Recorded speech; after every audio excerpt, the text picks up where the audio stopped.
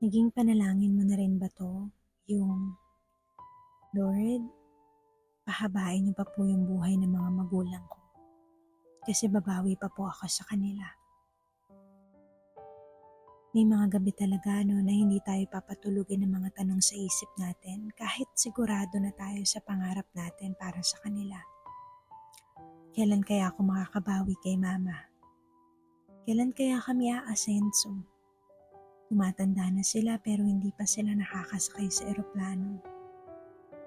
Gusto ko din sana matikman nila yung mga pagkaing hindi namin afford noon.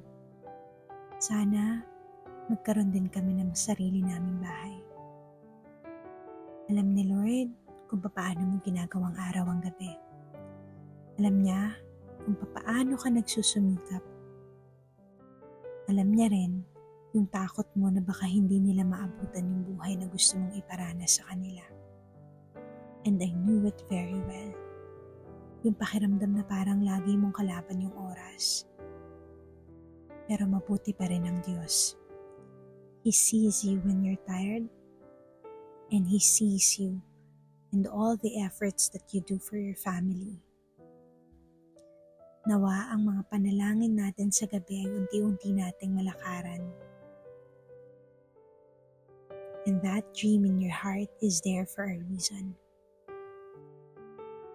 To the person who's stepping out on faith, with no generational wealth, no connections, no famous surname, just dedication and faith that one day will eventually become stay one, may God bring you to it.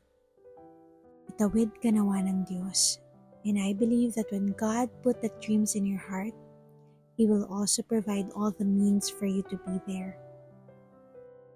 Naway lahat ng nangangarap at nagsusumika para sa pamilya ay bigyan pa ng lakas ng Diyos para magpatuloy pa. Bukas, aayon din ang lahat. Konting iyak, tapos lalaban ulit. With love and prayers, Noel.